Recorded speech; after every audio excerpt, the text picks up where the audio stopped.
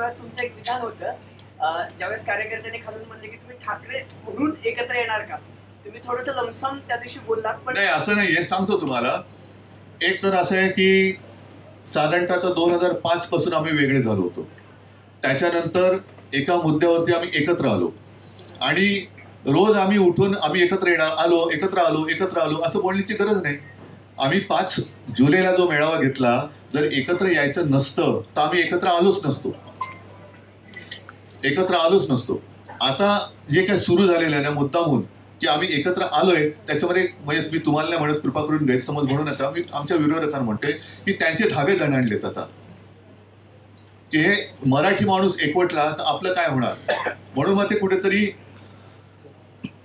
त्याला काय तुम्हाला कळलं असेल त्यांचा प्रयत्न काय आहे तो.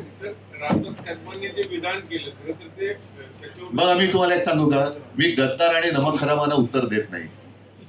तो माणूस गद्दार आणि नमक हराम आहे, त्या नमक हरामाला मी उत्तर देत नाही.